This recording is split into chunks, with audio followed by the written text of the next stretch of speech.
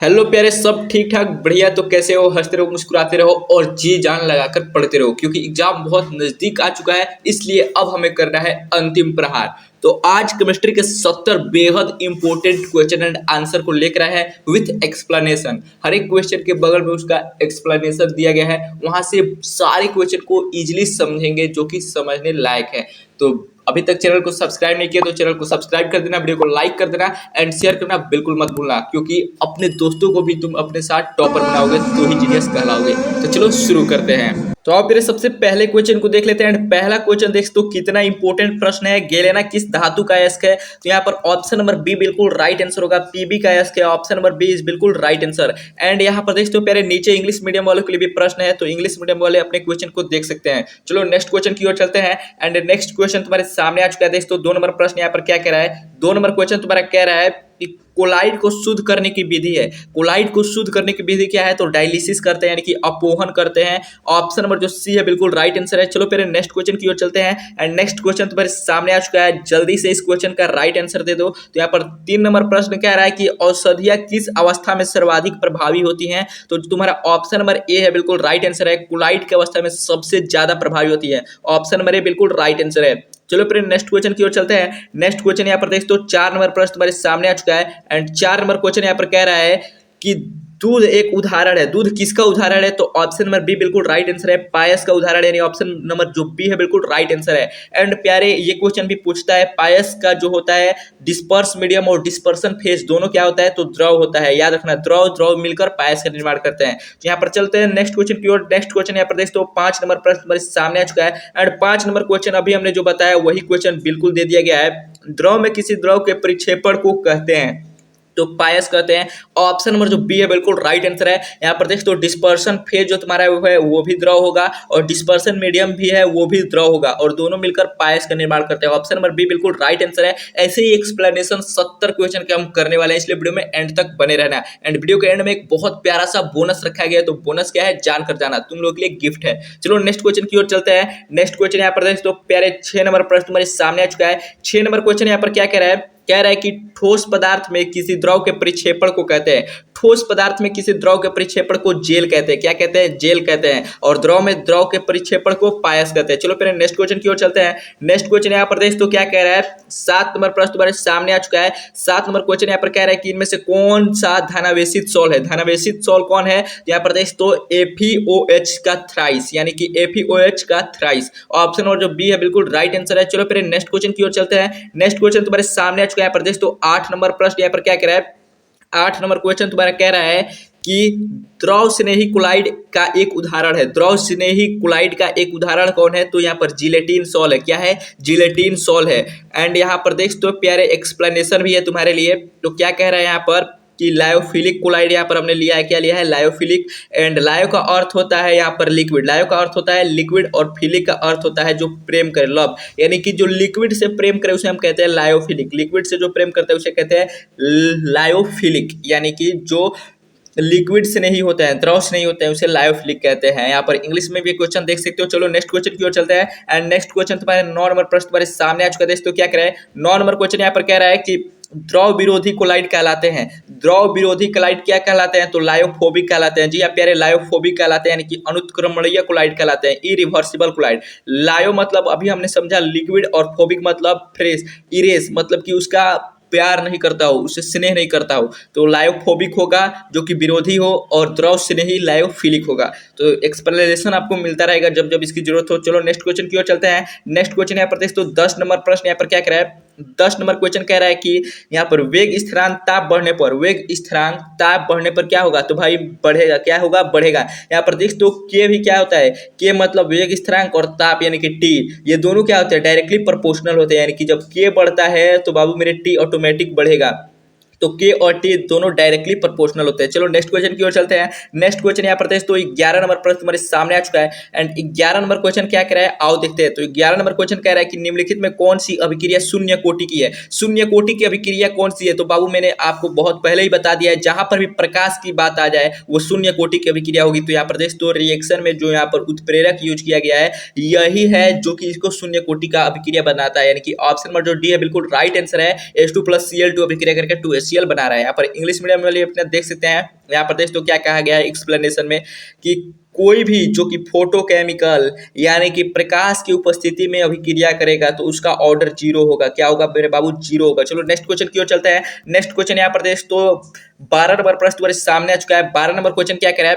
12 number question कह रहा है कि प्रथम कोटि की अभिक्रिया में अर्ध आयु के लिए समीकरण है। अर्ध आयु के लिए समीकरण क्या है? तो 0.693/k होता है। 0.693/k होता है एंड इस फॉर्मूले को सिद्ध भी कराया गया होगा। तो यहाँ पर देख तो प्यारे चलो नेक्स्ट क्वेश्चन की ओर चलते हैं। नेक्स्ट क्वेश्चन यहाँ पर देख तो क्या कह रहा है? नेक्स्ट क्वेश्चन है तुम्हारा 13 नंबर प्रश्न और 13 नंबर क्वेश्चन यहाँ पर कह रहा है कि प्रथम कोटि अभिक्रिया के वेग नियतांक का मात्रक होता है। वेग नियतांक का मात्रक क्या होता है? तो सेकंड इनवर्स। याद रखना सेकंड इनवर्स।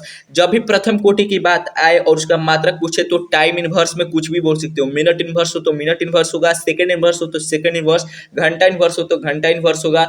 जो भी टाइम में दिया होगा वो उसका इनवर्स होता है। चलो नेक्स्ट क्वेश्चन की ओर चलते हैं। नेक्स्ट क्वेश्चन यहाँ पर तो क्या कह रहा है? नेक्स्ट क्वेश्चन यहाँ पर 12 नंबर प्रश्न क्या कह रहा है? 14 नंबर प्रश्न। तो 14 नंबर प्रश्न कह रहा है कि शून्य कोटि की अभिक्रिया के लिए निम्नलिखित में कौन सा सूत्र सही है? शून्य कोटि अभिक्रिया के लिए निम्नलिखित में कौन सा सूत्र सही है? तो टी हाफ डायरेक्टली प्रोपोर्शनल होता है इनिशियल कंसंट्रेशन के, यानी कि ऑप्शन नंबर ए बिल्कुल राइट आंसर है। एंड यहाँ पर इसका फॉर्मूला भी देख सकते हो क्या होता है? टी हाफ बराबर a/2k या इसे r0/2k भी कहते हैं। तो यहाँ पर ये ए के डायरेक्टली प्रोपोर्शनल होता है, यानी कि प्रारंभिक सांद्रण के इनिशियल कंसंट्रेशन के डायरेक्टली प्रोपोर्शनल होता है। चलो फिर नेक्स्ट क्वेश्चन की ओर चलते हैं। नेक्स्ट क्वेश्चन यहाँ पर तो क्या कह रहा है? नेक्स्ट क्वेश्चन यहाँ पर 15 नंबर प्रश्न तुम्हारे सामने आ चुका है। ये कह रहा है कि आयन जिसकी विद्युतीय चालकता जलीय विलयन में सबसे अधिक है, सबसे अधिक है, तो कौन सी होता है? CS+ होता है। क्या होता है? CS+ होता है। इसको याद कर लेना, बहुत इंपॉर्टेंट क्वेश्चन है। एंड यहाँ पर इंग्लिश मीडियम वाले अपने क्वेश्चन को देख सकते हो प्यारे।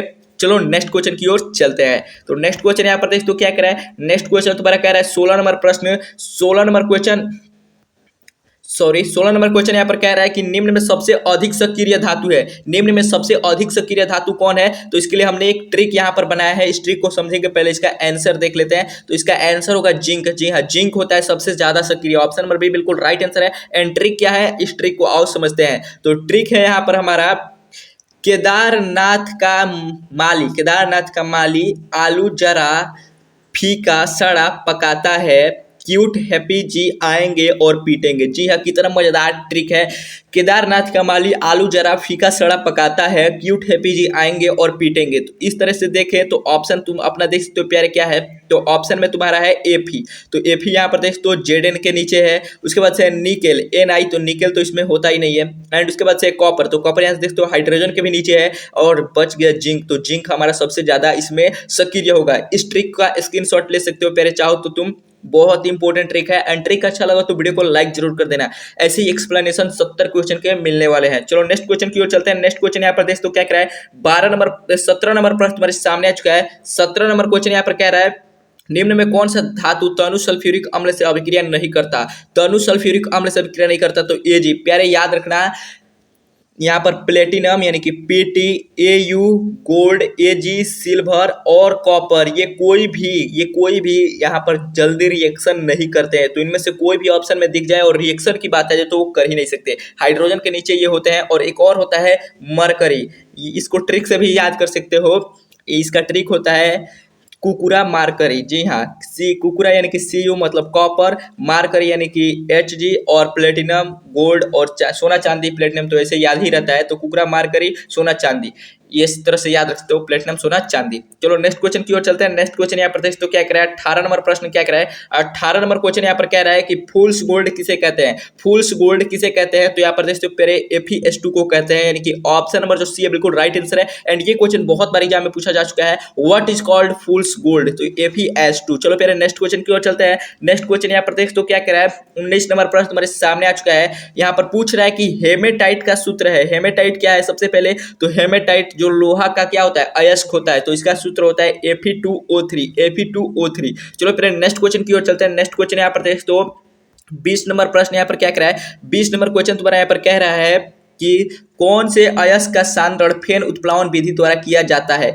कौन से अयस्क का सांद्रण फेन उत्प्लावन विधि द्वारा किया जाता है? तो ये क्वेश्चन भाई बहुत इंपॉर्टेंट वाला प्रश्न है। ये 10th में भी ये क्वेश्चन बहुत बार पूछा जाता था और 12th में भी पूछा जाता है। तो सल्फाइड अयस्कों का सांद्रण फेन उत्प्लावन विधि द्वारा किया जाता है। ऑप्शन नंबर बी बिल्कुल राइट आंसर है। चलो फिर नेक्स्ट क्वेश्चन की ओर चलते हैं। नेक्स्ट क्वेश्चन यहाँ पर देख तो क्या कह रहा है। नेक्स्ट क्वेश्चन तुम्हारा 21 नंबर प्रश्न तुम्हारे सामने आ चुका है एंड ये 21 नंबर प्रश्न कह रहा है नाइट्रस ऑक्साइड है, क्या है? तो उदासीन होता है। नाइट्रस ऑक्साइड क्या होता है? उदासीन होता है। नाइट्रस ऑक्साइड एज क्या होता है बाबू मेरे? न्यूट्रल होता है। चलो नेक्स्ट क्वेश्चन की ओर चलते हैं। नेक्स्ट क्वेश्चन यहाँ पर देख तो 22 नंबर प्रश्न हमारे सामने आ चुका है एंड 22 नंबर प्रश्न क्या कह रहा है और देखते हैं।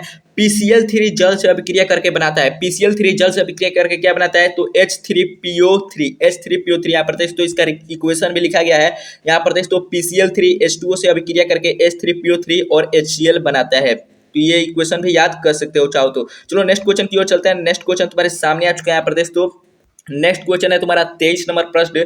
23 नंबर क्वेश्चन यहाँ पर कह रहा है कि निम्न में कौन त्रिक्षारीय है? निम्न में कौन त्रिक्षारीय है? तो H3PO4 त्रिक्षारीय होता है। यहाँ पर देख तो यह कैसे आबंध बनाता है? डबल बॉन्ड ऑक्सीजन के साथ और 3 सिंगल बॉन्ड OH के साथ यहाँ पर बना रहा है। देख तो ऐसे एक्सप्लेनेशन मिलते रहेंगे। चलो नेक्स्ट क्वेश्चन की ओर चलते हैं। नेक्स्ट क्वेश्चन यहाँ पर देख तो क्या कह रहा है तुम्हारा। नेक्स्ट क्वेश्चन यहाँ पर कह रहा है 24 नंबर प्रश्न।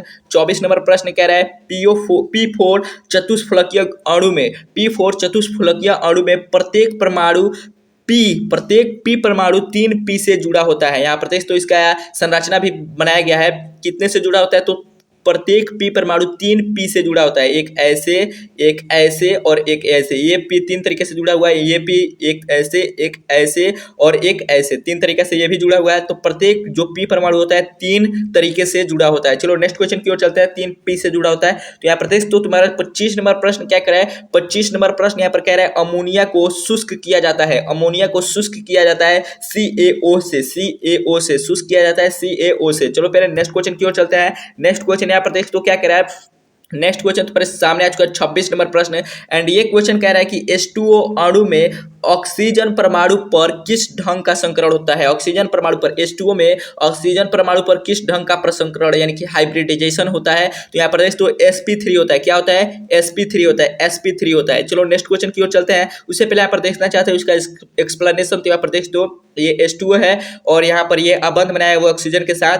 तो जानते हो जैसे कि प्रत्येक ऑक्सीजन 6 इसके बाह्यतम कक्षा में 6 इलेक्ट्रॉन होते हैं। तो यहाँ पर 4 2 ऊपर 2 नीचे और 2 हाइड्रोजन के साथ जुड़े हुए। तो 6 पूरा हो जा रहा है। तो ये कैसा बनाएगा? sp3 बनाएगा। कैसे बनाएगा? sp3। चलो फिर नेक्स्ट क्वेश्चन की ओर चलते हैं। नेक्स्ट क्वेश्चन यहाँ पर देख तो क्या कह रहा है। 27 नंबर प्रश्न हमारे सामने आ चुका है। 27 नंबर प्रश्न यहाँ पर कह रहा है कि ओलियम को प्रायः किस सूत्र द्वारा प्रदर्शित करते हैं? ओलियम को प्रायः किस सूत्र द्वारा प्रदर्शित करते हैं? तो यहाँ पर H2SO7 के द्वारा प्रदर्शित करते हैं। यहाँ पर देख तो ओलियम को किसे प्रदर्शित करते हैं? H2SO7। एंड बहुत बार एग्जाम में बच्चे H2SO8 मार्क करा देते हैं जो कि बहुत बड़ा गलती है। इसको नहीं करना है। चलो नेक्स्ट क्वेश्चन की ओर चलते हैं। नेक्स्ट क्वेश्चन यहाँ पर देख तो नेक्स्ट क्वेश्चन तुम्हारे सामने आ चुका है। नेक्स्ट क्वेश्चन यहाँ पर देखो 28 नंबर प्रश्न है। H2SO8 में S की ऑक्सीकरण संख्या है। S की ऑक्सीकरण संख्या क्या है? +6 है। इसको भी याद रखना है। इसमें भी 7 मार्कर आते हैं। बहुत बार कंफ्यूज करने के लिए एग्जाम में 7 दिया जाता है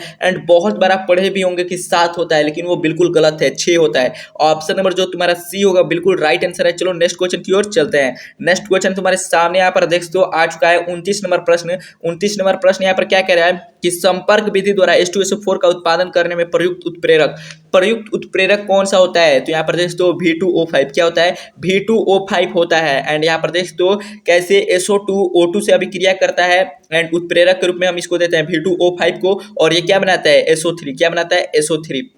चलो नेक्स्ट क्वेश्चन की ओर चलते हैं। नेक्स्ट क्वेश्चन तुम्हारे सामने आ चुका है। यहाँ पर देख तो यहाँ पर 30 नंबर प्रश्न क्या कह रहा है। 30 नंबर प्रश्न यहाँ पर कह रहा है S8 तथा H2F2 में सल्फर के ऑक्सीकरण संख्या का मान क्रमशः है। क्रमशः क्या होता है? तो 0 + 1, 0 या +1 होता है। ऑप्शन नंबर जो तुम्हारा बी है बिल्कुल राइट आंसर है। यहाँ पर निकाला भी गया है एक्सप्लेनेशन में देख सकते हो। इसका हमने मान भी यहाँ पर निकाल रखा है। इसका स्क्रीनशॉट चाहते हो तो ले सकते हो। इंग्लिश मीडियम वाले अपने क्वेश्चन को देख सकते हैं। चलो नेक्स्ट क्वेश्चन की ओर चलते हैं। पहले नेक्स्ट क्वेश्चन तुम्हारे सामने आ चुका है 31 नंबर प्रश्न। पूरे एनर्जी के साथ देखते रहो वीडियो को एंड तक बने रहना। तत्वों में सबसे प्रबल ऋण विद्युत तत्व है। सबसे प्रबल ऋण विद्युत तत्व कौन है? तो फ्लोरीन है। एंड ये भी क्वेश्चन 3 से 4 बार एग्जाम में पूछा जा चुका है। तो बहुत इंपॉर्टेंट क्वेश्चन है इसलिए इसको याद रखना। चलो नेक्स्ट क्वेश्चन की ओर चलते हैं। नेक्स्ट क्वेश्चन तुम्हारे सामने आ चुका है। यहाँ पर देख तो 32 नंबर प्रश्न यहाँ पर क्या कह रहा है कि सर्वाधिक इलेक्ट्रॉन बंधुता वाला तत्व है, सर्वाधिक इलेक्ट्रॉन बंधुता वाला तत्व कौन सा है, तो क्लोरीन है। कौन सा है, क्लोरीन है। ऑप्शन नंबर जो तुम्हारा डी है बिल्कुल राइट आंसर है। चलो फिर नेक्स्ट क्वेश्चन की ओर चलते हैं। नेक्स्ट क्वेश्चन यहाँ पर देख तो 33 नंबर प्रश्न यहाँ पर क्या कह रहा है, 33 नंबर प्रश्न यहाँ पर कह रहा है कि Cl2 गैस प्राप्त होती है जब HCl से क्रिया होती है, तो कैसे प्राप्त होती है, तो यहाँ पर पोटेशियम परमैंगनेट, क्या होता है, पोटेशियम परमैंगनेट, Cl2 गैस यानी कि क्लोरीन गैस प्राप्त होती है जब HCl से क्रिया होती है, पोटेशियम परमैंगनेट, यानी कि ऑप्शन नंबर जो सी है बिल्कुल राइट आंसर है। एंड यहाँ पर इसका देख तो यहाँ पर क्या है, KMnO4 यानी कि पोटेशियम परमैंगनेट HCl से रिएक्शन करके क्या दे रहा है हमें, Cl2 दे रहा है। चलो नेक्स्ट क्वेश्चन की ओर चलते हैं। नेक्स्ट क्वेश्चन यहाँ पर देख तो क्या कह रहा है, 34 नंबर प्रश्न, 34 नंबर प्रश्न यहाँ पर कह रहा है कि Cl यहाँ पर ClF3 की संरचना में क्लोरीन पर एकांकी इलेक्ट्रॉन युग्मों की संख्या कितनी है, तो 2 होती है। कितनी होती है, 2 होती है। आओ इसे समझते हैं कैसे। तो यहाँ पर इंग्लिश मीडियम वाले भी अपने क्वेश्चन को पढ़ लेना है। तो यहाँ पर देख तो ये है क्लोरीन, क्या है, क्लोरीन है और 3 फ्लोरीन के साथ जुड़ा हुआ है और यहाँ पर 4 बना रहा है, क्या, इसके बाद हम कक्षा में 7 इलेक्ट्रॉन होते हैं। देख तो यहाँ पर 7 इलेक्ट्रॉन होते हैं और 7 पूरा हो गए, 3 फ्लोरीन के साथ जुड़ रहे हैं और 4 यहाँ पर बने हुए हैं। चलो नेक्स्ट क्वेश्चन की ओर चलते हैं। नेक्स्ट क्वेश्चन यहाँ पर देख तो क्या कह रहा है, 35 नंबर प्रश्न। तो यहाँ पर देख तो 35 नंबर प्रश्न यहाँ पर क्या कह रहा है कि वायुयानों के टायरों में हीलियम के भरे जाने का कारण है। हीलियम के भरे जाने का कारण क्या है, यह हवा से बहुत हल्की तथा अज्वलनशील होती है जिससे आग का खतरा बिल्कुल नहीं होता है और उड़ने में भी बहुत ज्यादा मदद मिलती है। तो ऑप्शन नंबर जो सी है बिल्कुल राइट आंसर है। एंड इंग्लिश मीडियम वाले भी अपने क्वेश्चन को यहाँ पर देखते हो प्यारे, द रीजन फॉर फीलिंग ही इन एरोप्लेन, हीलियम यहाँ पर है, in aeroplane tyres is it much lighter than air and inflammable, यानी कि अज्वलनशील होता है। यहाँ पर 36 नंबर प्रश्न को देखते हो क्या कह रहा है, 36 नंबर प्रश्न कह रहा है कि वायुमंडल में सर्वाधिक पाई जाने वाली गैस है। तो बाबू मेरे ये याद रखना, बहुत बार एग्जाम में पूछा जा चुका है कि वायुमंडल में सर्वाधिक पाई जाने वाली गैस कौन है, तो आर्गन है। कौन सी है, आर्गन। और पृथ्वी के परत पर मौजूद सबसे ज्यादा पाया जाने वाला तत्व कौन सा है, तो एल्युमिनियम है, एल्युमिनियम। ये भी क्वेश्चन बहुत बार पूछा गया है, इन दोनों क्वेश्चन को याद रखना। चलो नेक्स्ट क्वेश्चन की ओर चलते हैं। एंड यहाँ पर इंग्लिश मीडियम वाले अपने क्वेश्चन को देखते हो। चलो नेक्स्ट क्वेश्चन की ओर चलते हैं। नेक्स्ट क्वेश्चन यहाँ पर देखते हो क्या कह रहा है, 37 नंबर प्रश्न तुम्हारे सामने आ चुका है। 37 नंबर प्रश्न यहाँ पर कह रहा है कि चमकीले वैद्युत विज्ञापनों में प्रयुक्त होने वाली गैस होती है, कौन सी होती है, तो नियॉन होती है, नियॉन लाइट। इसका तो फैशन आ चुका है, बहुत ज्यादा इसका लोग यूज कर रहे हैं, नियॉन लाइट होती है। चलो नेक्स्ट क्वेश्चन की ओर चलते हैं। नेक्स्ट क्वेश्चन यहाँ पर देख तो पहले तुम्हारे सामने आ चुका है 38 नंबर प्रश्न। 38 नंबर प्रश्न यहाँ पर क्या कह रहा है कि कोहरे को भेदने वाले लैंप में प्रयुक्त गैस कौन सा होता है, तो वही होता है Ni। जी हाँ, क्या होता है, Ni होता है। ऑप्शन नंबर सी बिल्कुल राइट आंसर है। चलो नेक्स्ट क्वेश्चन की ओर चलते हैं। एंड नेक्स्ट क्वेश्चन यहाँ पर देख तो क्या कह रहा है, यहाँ पर 39 नंबर प्रश्न कह रहा है अधिकतम संख्या में यौगिक बनाने वाली उत्कृष्ट गैस है, तो जेनॉन है। जी हाँ, ऑप्शन नंबर बी बिल्कुल राइट आंसर है। एंड ये भी क्वेश्चन बहुत इंपॉर्टेंट है, अधिकतम संख्या में यौगिक बनाने वाली उत्कृष्ट गैस कौन है, तो जेनॉन है। चलो नेक्स्ट क्वेश्चन की ओर चलते हैं। नेक्स्ट क्वेश्चन यहाँ पर तो क्या कह रहा है, नेक्स्ट क्वेश्चन 40 नंबर प्रश्न हमारे सामने आ चुका है। 40 नंबर क्वेश्चन यहाँ पर कह रहा है कि XeO3 की आकृति है, XeO3 की आकृति है। तो यहाँ पर देख तो पिरामिडल है, यानी कि पिरामिडल होती है। एंड यहाँ पर बनाया भी गया देख तो XeO3, यहाँ पर Xe है और 3 गो O3 डबल बॉन्ड बना रहा है और इसका पिरामिडल की तरह आकार बन रहा है। किस तरह, पिरामिडल की तरह। देख तो यहाँ पर। चलो नेक्स्ट क्वेश्चन की ओर चलते हैं। नेक्स्ट क्वेश्चन यहाँ पर देख तो पहले तुम्हारे सामने 41 नंबर प्रश्न आ चुका है। एंड 41 नंबर प्रश्न यहाँ पर क्या कह रहा है कि ABCD तत्वों के परमाणु क्रमांक क्रमशः 18, 19, 20, 21 है। इन तत्वों में संक्रमण तत्व कौन सा है, ट्रांजिशन एलिमेंट कौन सा है, यानी कि डी ब्लॉक का तत्व कौन सा है, तो डी ब्लॉक का तत्व तुम्हारा ऑप्शन नंबर डी होगा, क्योंकि डी यानी कि 21 नंबर पे है। तो 21 नंबर पे क्या आता है हमारा बाबू, 21 नंबर पर हमारा ट्रांजिशन एलिमेंट शुरू होता है 21 से। जी हाँ, कैल्शियम के बाद से हमारा ट्रांजिशन एलिमेंट शुरू होता है, वही डी ब्लॉक का एलिमेंट होता है। ऑप्शन नंबर डी बिल्कुल राइट आंसर है। चलो नेक्स्ट क्वेश्चन की ओर चलते हैं। नेक्स्ट क्वेश्चन यहाँ पर देख तो क्या कह रहा है, नेक्स्ट क्वेश्चन यहाँ पर 42 नंबर प्रश्न कह रहा है कि Ni यहाँ पर देखते हो Na+2 आयन का जलीय विलयन में चक्रण चुंबकीय आघूर्ण होगा। चुंबकीय आघूर्ण क्या होगा, चुंबकीय आघूर्ण क्या होगा, तो यहाँ पर देखते हो चुंबकीय आघूर्ण का फॉर्मूला क्या होता है। सबसे पहले Na+2 का हमें निकालना है। तो इसमें अनपेयर्ड इलेक्ट्रॉन कितने हैं, अनपेयर्ड इलेक्ट्रॉन मतलब अयुग्मित इलेक्ट्रॉन 2 होते हैं, यानी कि n बराबर 2 और म्यू बराबर फॉर्मूला होता है √n × n+2, n × n+2। तो यहाँ पर हम 2 भर देना है क्योंकि अयुग्मित इलेक्ट्रॉन 2 ही है। और इसका जब हम आंसर लाएंगे, हल करेंगे, तो ऑप्शन नंबर जो सी होगा बिल्कुल राइट आंसर होगा, यानी कि ऑप्शन नंबर सी बिल्कुल राइट आंसर होगा। 2.84 होगा, 2.84 होगा। चलो नेक्स्ट क्वेश्चन की ओर चलते हैं। नेक्स्ट क्वेश्चन यहाँ पर देख तो क्या कह रहा है कि निम्न में से किस आयन का चुंबकीय आघूर्ण 2.83 बीएम है। तो यहाँ पर अभी हमने इस क्वेश्चन को किया है, यानी कि Na+2 का किसका होता है, Na+2 का होता है चुंबकीय आघूर्ण। जी हाँ प्यारे, चलो नेक्स्ट क्वेश्चन की ओर चलते हैं। नेक्स्ट क्वेश्चन यहाँ पर देख तो क्या कह रहा है, नेक्स्ट क्वेश्चन यहाँ पर कह रहा है 44 नंबर प्रश्न क्या कह रहा है कि निम्न तत्वों में से लेंथेनाइट तत्व है। लेंथेनाइट तत्व कौन है, तो यहाँ पर देख तो सी होगा। ऑप्शन में जो बी है बिल्कुल राइट आंसर है। लेंथेनाइट तत्व और ट्रांजिशन एलिमेंट, इन दोनों का नाम याद कर लेना, क्योंकि यहाँ से 1 से 2 ऑब्जेक्टिव हर साल फिक्स रहता है। तो चलो नेक्स्ट क्वेश्चन की ओर चलते हैं। नेक्स्ट क्वेश्चन यहाँ पर देख तो 45 नंबर प्रश्न तुम्हारे सामने आ चुके हैं। एंड 45 नंबर प्रश्न कह रहा है कि लेंथेनाइट तत्व की मुख्य ऑक्सीकरण अवस्था क्या है।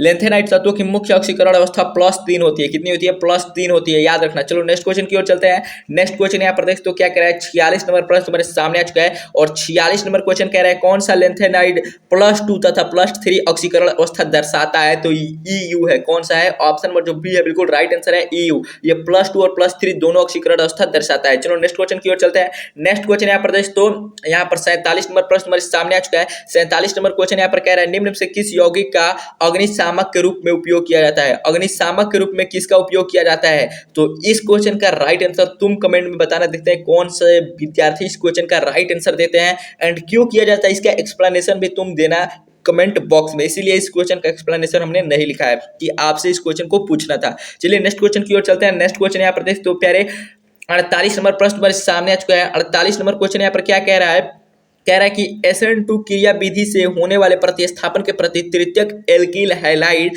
किसके कारण व्यवहारिक रूप से अक्रिय होता है। किसके कारण व्यवहारिक रूप से अक्रिय होता है, तो निरोधक प्रभाव के कारण। किसके कारण, तो निरोधक प्रभाव के कारण अक्रिय होता है। ऑप्शन नंबर जो डी है बिल्कुल राइट आंसर है। एंड यहाँ पर देख तो दिया भी गया इसका explanation 1 degree 2 degree 3 degree.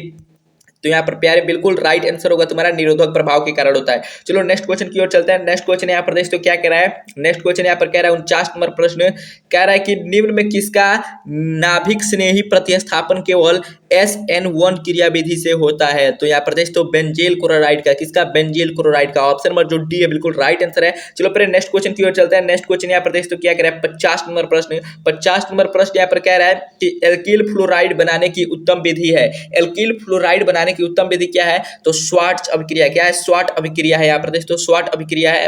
And यहाँ पर इसका लिखा भी गया है कैसे बनता है ये। तो यहाँ पर देख तो हम यहाँ पर लिए हैं 2 तत्वों को एंड इसका रिएक्शन कराते हैं, उसके फलस्वरूप हमें क्या मिलता है, स्वार्ट अभिक्रिया मिलता है। एल्काइल फ्लोराइड बनाने की सबसे अच्छी विधि स्वार्ट अभिक्रिया ही है। चलिए नेक्स्ट क्वेश्चन की ओर चलते हैं। नेक्स्ट क्वेश्चन यहाँ पर देख तो क्या कह रहा है, नेक्स्ट क्वेश्चन यहाँ पर तुम्हारा 51 नंबर प्रश्न है और कह रहा है यहाँ पर कि बंध ऊर्जा का सही क्रम है। CX बंध ऊर्जा का, यहाँ पर हैलोजन ग्रुप का पूछ रहा है कि सबसे सही क्रम क्या है, हैलोजन ग्रुप का सही क्रम क्या है। तो यहाँ पर देख तो हम क्या है यहाँ पर लिख दिए हैं RF RCl, उसके बाद से RBr और RI, यानी कि फ्लोरीन है, क्लोरीन है, ब्रोमीन है, आयोडीन है। तो यहाँ पर देख तो यहाँ पर तुम्हारा ऑप्शन नंबर जो सी दिखाई दे रहा है, बी दिखाई दे रहा है, बिल्कुल राइट आंसर होगा। ऑप्शन नंबर जो बी है बिल्कुल राइट आंसर होगा। ऑप्शन नंबर जो बी है बिल्कुल राइट आंसर होगा। यहाँ पर देख तो RF है, RCl है, RBr है और RI है। एंड ये भी क्वेश्चन 2 से 3 बार पूछा गया, इसका स्क्रीनशॉट जल्दी से ले लो। चलो नेक्स्ट क्वेश्चन की ओर चलते हैं। नेक्स्ट क्वेश्चन यहाँ पर देख तो क्या कह रहा है तुम्हारा 52 नंबर प्रश्न।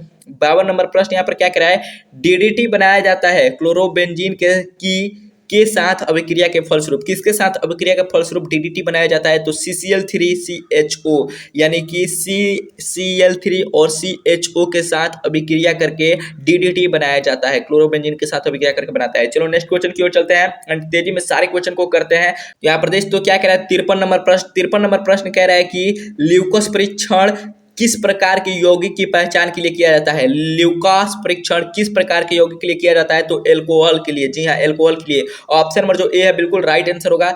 चलो पहले नेक्स्ट क्वेश्चन की ओर चलते हैं। नेक्स्ट क्वेश्चन यहाँ पर देखते हो, इंग्लिश वाले भी अपना ले सकते हैं स्क्रीनशॉट चाहे तो। चलो नेक्स्ट क्वेश्चन की ओर चलते हैं। नेक्स्ट क्वेश्चन यहाँ पर तुम्हारे सामने है 54 नंबर प्रश्न। 54 नंबर प्रश्न यहाँ पर क्या कह रहा है, कह रहा है कि अभिकर्मक जिसके साथ एल्डिहाइड, एसिटिल्डिहाइड इसको बोलते हैं, तथा कीटोन यानी कि एसीटोन दोनों आसानी से अभिक्रिया कर लेते हैं, तो ग्रिग्नार्ड अभिकर्मक। जी हाँ, ग्रिग्नार्ड अभिकर्मक ही एल्डिहाइड और कीटोन दोनों से अभिक्रिया कर लेते हैं। चलो फिर नेक्स्ट क्वेश्चन की ओर चलते हैं एंड चाहो तो इसका स्क्रीनशॉट ले सकते हो। ये भी क्वेश्चन 2 से 3 बार एग्जाम में जा चुका है। चलो नेक्स्ट क्वेश्चन की ओर चलते हैं। नेक्स्ट क्वेश्चन यहाँ पर देख तो क्या कह रहा है 55 नंबर प्रश्न तुम्हारे सामने आ चुका है। 55 नंबर प्रश्न यहाँ पर कह रहा है कि जल की मोलारता क्या है? जल की मोलारता क्या है? तो 55.5 मोल लीटर इनवर्स होता है, यानी कि ऑप्शन नंबर जो सी है बिल्कुल राइट आंसर है। एंड इससे ही मिलता जुलता एक और प्रश्न है, इसका आंसर तुम लोग देना, हम नहीं देंगे इसका आंसर, आगे आने वाला है वो प्रश्न। तो यहाँ पर देखो 56 नंबर प्रश्न क्या कह रहा है, 56 नंबर क्वेश्चन कह रहा है निम्नलिखित में कौन सा अणुसंख्या गुणधर्म है? अणुसंख्या गुणधर्म कौन है? तो ऑप्शन नंबर सी बिल्कुल राइट आंसर होगा, प्रासरणदाब। 4 ही तो अणुसंख्या गुणधर्म होते हैं, उन चारों का नाम याद कर लेना, क्योंकि बहुत बार एग्जाम में पूछा जाता है इस प्रश्न को, बहुत बार, उम्मीद से ज्यादा इस क्वेश्चन को पूछा गया है। हर साल 1 नंबर का फिक्स रहता है ये क्वेश्चन कि कौन सा अणुसंख्या गुणधर्म है, कौन सा अणुसंख्या गुणधर्म नहीं है। तो चलो फ्रेंड नेक्स्ट क्वेश्चन की ओर चलते हैं। नेक्स्ट क्वेश्चन यहाँ पर देखो तुम्हारे सामने आ चुका है। तुम्हारा नेक्स्ट क्वेश्चन है 57 नंबर प्रश्न, और क्या कह रहा है? कह रहा है कि यहाँ पर जिस ताप पर द्रव का वाष्प दाब वायुमंडलीय दाब के बराबर हो जाता है उसे कहा जाता है, तो क्वथनांक कहा जाता है। एंड चाहो तो इसका स्क्रीनशॉट ले सकते हो, क्योंकि 2 नंबर में जब पूछेगा कि क्वथनांक किसे कहते हैं तो यही परिभाषा लिख सकते हो कि जिस ताप पर द्रव का वाष्प दाब वायुमंडलीय दाब के बराबर हो जाता है तो उसे हम कहते हैं, क्वथनांक कहते हैं। ये 2 नंबर में भी हो जाएगा। यहाँ पर इंग्लिश मीडियम वाले भी इसका स्क्रीनशॉट ले सकते हैं। चलो नेक्स्ट क्वेश्चन की ओर चलते हैं। नेक्स्ट क्वेश्चन यहाँ पर देखो क्या कह रहा है। नेक्स्ट क्वेश्चन यहाँ पर कह रहा है कि शुद्ध जल की मोलारता है। एंड इसको हमने बोला था कि ये क्वेश्चन इससे मिलता जुलता आएगा। एंड यहाँ पर आ चुका है, यहाँ पर 55.5 था, यहाँ पर 55.6 यहाँ पर है मोलारिटी, तो सेम ही है। ऑप्शन नंबर बी बिल्कुल राइट आंसर होगा। इस क्वेश्चन का राइट आंसर आपको देना था, लेकिन हम बता दिए। चलिए नेक्स्ट क्वेश्चन की ओर चलते हैं। नेक्स्ट क्वेश्चन यहाँ पर देखते हो, पहले 59 नंबर प्रश्न यहाँ पर क्या कह रहा है? 59 नंबर प्रश्न यहाँ पर कह रहा है कि अर्धप्रागम्य झिल्ली से गुजर सकते हैं। एंड ये भी क्वेश्चन एमडीबीआई वाले में इसको रखना, क्योंकि बहुत बार क्वेश्चन पूछा जा चुका है कि अर्धप्रागम्य झिल्ली से गुजर सकते हैं केवल विलायक अणु, किसके? केवल विलायक अणु गुजर सकते हैं। ऑप्शन नंबर बी बिल्कुल राइट आंसर होगा। चलो फिर नेक्स्ट क्वेश्चन की ओर चलते हैं। नेक्स्ट क्वेश्चन यहाँ प्रदेश तो क्या कह रहा है? 60 नंबर प्रश्न। बहुत जल्दी अब हमारे प्रश्न समाप्त होने वाले हैं। एंड वीडियो के एंड में बताना कि तुमने कितनी क्वेश्चन को राइट किया है, 70 में से कितने प्रश्न तुम्हारे सही हुए हैं। निम्न में से किस लवण के लिए 1/2 घटक का मान K3FeCN6 के बराबर होगा? एंड ऐसे क्वेश्चन भी हर साल पूछे जाते हैं। तो यहाँ पर देख तो AlNO3 के थ्राइस के बराबर होगा। जी हाँ, यहाँ पर देख तो इसका एक्सप्लेनेशन भी दिया गया है कैसे बराबर होगा। यहाँ पर देख तो K3FeCN6 इसका 1/2 गुणांक हमें फाइंड करना है, नहीं पता है भाई साहब। एंड यहाँ पर Al3NO3 जो है हमारा थ्राइस, इसका यहाँ पर दिए, हम जब 1/2 फैक्टर निकालेंगे तो 4 होगा, यहाँ पर +3 होगा, यहाँ पर 1 होगा तो 4 हो जाएगा। और इसका भी जब हम निकालेंगे तो +3 होगा वहाँ पर, एंड यहाँ पर 6 और उधर जाएगा तो ये भी 4 के बराबर हो जाएगा, यानी कि ये दोनों एक दूसरे के बराबर होंगे। चलो नेक्स्ट क्वेश्चन की ओर चलते हैं। नेक्स्ट क्वेश्चन यहाँ पर देखते हो क्या कह रहा है। नेक्स्ट क्वेश्चन तुम्हारा सामने आ चुका है। कह रहा है कि काय केंद्रित, यानी कि यहाँ पर देख तो इसका इंग्लिश बहुत अच्छे में समझता है, बॉडी सेंटर्ड क्यूबिक यानी कि BCC। जी हाँ, BCC में एकक सेल में परमाणुओं का संख्या होता है, कितना होता है? तो 2 होता है। BCC में 2 होता है, कितना होता है? 2 होता है। एंड ये भी क्वेश्चन हर साल ऐसा एक क्वेश्चन होता है कि FCC में कितना होता है, HCP में कितना होता है, और सिंपल क्यूबिक सेल में कितना होता है, BCC में कितना होता है। तो इसको याद करना है, ऐसे एक क्वेश्चन हर साल फिक्स रहता है। अगर कहोगे तो इस पर एक डिटेल वीडियो बनाएंगे जिसमें इसका परसेंटेज, पैकिंग परसेंटेज और कितना होता है ये भी हम बताएंगे आपको डिटेल में, तो कमेंट करना। यहाँ पर देख तो 62 नंबर प्रश्न क्या कह रहा है? फ्रैंकल दोष में निम्न में से किस क्रिस्टलीय ठोस में पाया जाता है? फ्रैंकल दोष निम्न में से किस क्रिस्टलीय ठोस में पाया जाता है? तो AgCl में पाया जाता है। किस क्रिस्टलीय ठोस में पाया जाता है? तो AgCl में पाया जाता है। ऑप्शन नंबर सी बिल्कुल राइट आंसर होगा। चलो फिर नेक्स्ट क्वेश्चन की ओर चलते हैं। नेक्स्ट क्वेश्चन यहाँ पर देख तो 63 नंबर प्रश्न हमारे सामने आ चुका है। 63 नंबर क्वेश्चन यहाँ पर कह रहा है कि शुद्ध सिलिकॉन और जर्मेनियम है। शुद्ध सिलिकॉन और जर्मेनियम क्या है? अर्धचालक है। क्या है? अर्धचालक है। ऑप्शन नंबर सी बिल्कुल राइट आंसर है। शुद्ध सिलिकॉन और जर्मेनियम अर्धचालक है। एंड वीडियो के एंड तक जरूर बने रहना है, वीडियो को एंड तक देखना, क्योंकि इस वीडियो के एंड में बहुत प्यारा सा बोनस रखा गया है और बहुत इंपॉर्टेंट सारे क्वेश्चन है ये। तो दोस्तों यहाँ पर हम बहुत नजदीक आ चुके हैं, क्वेश्चन अब हमारे समाप्ति होने वाले हैं। यहाँ पर कह रहा है कि फ्लोराइड संरचना में Ca+2 आयन का समन्वय संख्या है, कितना होता है? यहाँ पर दोस्तों समन्वय संख्या पूछ रहा है Ca+2 का, तो कितना होता है? तो 8 होता है। कितना होता है? 8 होता है। ऑप्शन नंबर सी जो है बिल्कुल राइट आंसर है। कैसे? तो यहाँ पर दोस्तों Ca+ और यहाँ पर पूछ रहा है F- का, तो यहाँ पर नंबर ऑफ एटम 4 होंगे और इसका जो कोऑर्डिनेशन नंबर होगा यानी कि समन्वय संख्या होगा वो 8 होगा। और फ्लोरीन का होता है जो नंबर ऑफ एटम होता है वो 8 होता है और कोऑर्डिनेशन नंबर 4 होता है, तो कंफ्यूज नहीं होना है। यहाँ पर देखते हो कैल्शियम का कोऑर्डिनेशन नंबर 8 होगा और फ्लोरीन का 4 होगा, इसको याद रखना, बहुत इंपॉर्टेंट क्वेश्चन है। चलो नेक्स्ट क्वेश्चन की ओर चलते हैं। नेक्स्ट क्वेश्चन यहाँ पर देखते हो क्या कह रहा है? 65 नंबर प्रश्न।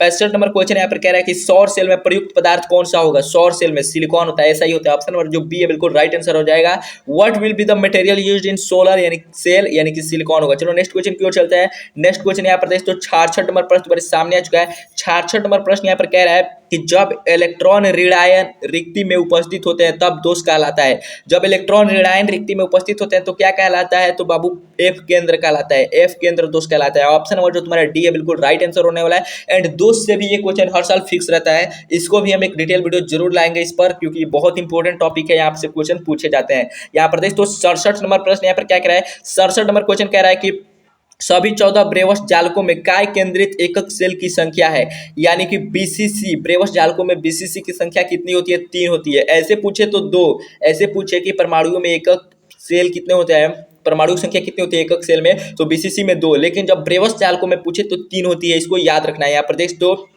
चलो नेक्स्ट क्वेश्चन की ओर चलते हैं। एंड यहाँ पर पूछे कि जब ब्रेवस जालक कितने होते हैं तो 14 होते हैं, याद रखना है, इसको ध्यान से पढ़ना। जब ब्रेवस जालक कितने होते हैं तो 14 होते हैं, और जब पूछे कि काय केंद्रित में तो 3 होते हैं। चलो नेक्स्ट क्वेश्चन की ओर चलते हैं। नेक्स्ट क्वेश्चन यहाँ पर देख तो नेक्स्ट क्वेश्चन तुम्हारे सामने आ चुका है। 68 नंबर प्रश्न क्या कह रहा है, 68 नंबर क्वेश्चन यहाँ पर कह रहा है जब फॉर्मिक अम्ल को सांद्र H2SO4 के साथ गर्म किया जाता है तो निम्नलिखित में क्या बनता है, तो CO बनता है, कार्बन मोनोऑक्साइड बनता है। चलो पहले नेक्स्ट क्वेश्चन की ओर चलते हैं। नेक्स्ट क्वेश्चन तुम्हारे सामने आ चुका है। 69 नंबर प्रश्न देख तो क्या कह रहा है, 69 नंबर क्वेश्चन यहाँ पर कह रहा है निम्नलिखित में किसमें एल्काइलेशन संभव है, तो यहाँ पर देख तो प्राइमरी एंड सेकेंडरी दोनों में है, प्राइमरी एंड सेकेंडरी दोनों में है। एंड यहाँ पर इंग्लिश मीडियम वाले भी अपने क्वेश्चन को पढ़ सकते हो। चलो नेक्स्ट क्वेश्चन की ओर चलते हैं। नेक्स्ट क्वेश्चन जो कि लास्ट क्वेश्चन है इस सेशन का, लास्ट क्वेश्चन तुम्हारे सामने आ चुका है। देख तो क्या कह रहा है, पीवीसी एकलक निम्नलिखित में कौन है, कौन है, तो प्यारे यहाँ पर देख तो CH2CHCl है। पीवीसी एकलक निम्नलिखित में कौन है, तो यहाँ पर देख तो CH2CHCl है। एंड यहाँ पर 70 बहुत ही इंपॉर्टेंट क्वेश्चन हमारे समाप्त हो चुके हैं। अगर अभी तक तुम चैनल को सब्सक्राइब नहीं किया तो चैनल को सब्सक्राइब कर लेना, वीडियो को लाइक कर देना एंड वीडियो को शेयर कर देना, ताकि तुम्हारे सारे दोस्त भौकाल मचा सके केमिस्ट्री के पेपर में, ना सिर्फ केमिस्ट्री के, बाकी सारे सब्जेक्ट की तैयारी यहीं से कर सके एंड एग्जाम में अच्छा स्कोर कर सके। एंड अब बात आती है बोनस की, तो बोनस क्या है, तो बोनस को जान लो। इस सारे 70 क्वेश्चन की PDF चाहते हो विद द सॉल्यूशन, जैसे कि हमने एक्सप्लेनेशन किया है वैसे एक्सप्लेनेशन के साथ, तो हमारे टेलीग्राम चैनल को विजिट कर सकते हो। हमारे टेलीग्राम चैनल का लिंक इसी वीडियो के नीचे डिस्क्रिप्शन में मिल जाएगा, या फिर तुम चाहो तो कमेंट बॉक्स में भी हम दे देंगे, वहां से जाके हमें फॉलो ज्वाइन कर सकते हो। तो मिलते हैं अगले वीडियो में, तब तक के लिए जय हिंद। आते हैं फिर एक नए मजेदार टॉपिक के साथ।